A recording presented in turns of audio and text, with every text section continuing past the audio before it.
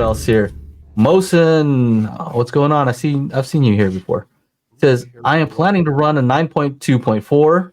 9.2.4, okay. Can Fosi audio BT20A? I think we've both reviewed that. I don't know. That one doesn't sound familiar to me. I'm gonna look it up. It's not the separate one. It's just like a small little Bluetooth one. I have one. BT20A. Used as a power amp and run my wide speakers. I do not want to spend a lot for an extra 2-channel amp. I would say it depends. My recommendation would depend on how good your system is and what your other components are. Because I would say if you had like really nice stuff, then it's kind of like, I don't know that fits, right? Because Aaron, you've measured those, and sometimes you'll see that there are some frequency dependent, how would you call it? Yeah, frequency dependent, or it's load dependent frequency response. So yeah, depending on the speaker's load itself, it can change the frequency response. It could be audible, it might not be. It's going to depend, and you don't know until you try. And so with wide speakers, typically, as of right now, there's not a ton of content being sent to wide speakers. And I think, moving forward, you will see more content in the wides. And if you're using an upmixer, then it can utilize the wides. If you have like a newer Denon or Marantz, what is it called? Their Dolby Surround upmixer is the newer version that is able to upmix and put stuff into the wide speakers. Now, how important is it for those speakers to be like tonally accurate? I don't know. I don't know that I would worry too much about those. How about this? Here's a question for you, Aaron.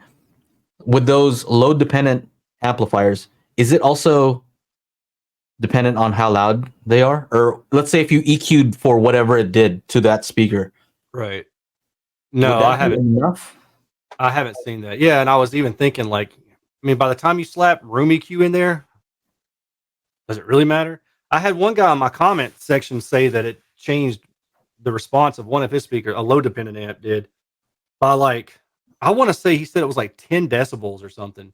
And I was just like, that sounds like I'm raising the BS flag on that. Like, no offense, dude, but that sounds ridiculous. It sounds like something's broken because it's a Texas Instrument chip amp. And TI ain't putting something like that out there. And if it was that bad, it would be on their white papers and people wouldn't be using it for audio, right? Like it just doesn't make sense. How about, can I send you one of those like LS358 clones that are like 12 ohm speakers? Sure. What would that do? Because that was one of the weirdest speakers I've ever tried. Yeah, I have no idea, man. That might be interesting to see. I think it's 12 ohms. I just remember like maxing out one of the amps like all the way up, and I'm like, this thing is still not loud. Like it was just like, yeah, it was crazy.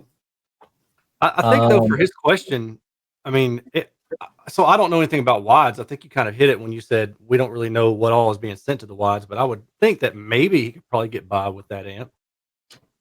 You know what I would do is try it. I would just say try it, and if you feel like, oh man, I'm missing out for whatever reason, and you feel like you really need to get a better amp for those wide speakers, then you can. But if you already have this amp, just go ahead and try it. My guess is you're gonna try it and you'll be like, good enough, I'm done. That's a good point, especially if you order from like Amazon, where you could send it back if you just don't like it. Right? It's just not that was actually one of the use cases for the ZA3 that I haven't heard too many people touch on. Mm-hmm. Remember, you reviewed the ZA3s. You didn't love those for various reasons. But I'm trying to remember if that was the one I fried one of them, but maybe not. You blew one of them up. Yeah. People were mad at me for blowing it up too, but I'm like, but that's part of the testing. Like, if you're going to be running these things in your home, don't you want to know how much it can withstand? I mean, yeah, I was beating on it, but I also beat on all the other ones and they don't blow. So, and Fosi still sends you stuff, right? Yeah, they still send me stuff. Yeah, that's cool company. So the thing I like about the ZA3 that I haven't heard too many people talk about, I don't really watch very many reviews. I watched a few, but it has XLR input, but it also has a trigger input, which is good if you're going to use it in this situation. Let's say, you have a preamp and then you have your power amplifiers and you need more amplification.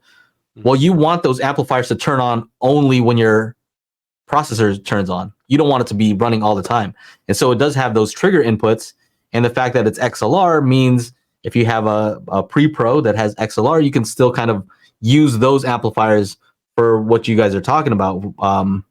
Mosin, you can use them for wides, heights, and they kind of blend into the system better because they turn on at the same time and turn off at the same time. So nice. I thought that was a cool use case for those particular ones. Make sure to check out our audio-only version of the podcast at anchor.fm/Daily HiFi, or just go to your favorite podcasting service and search for Daily HiFi.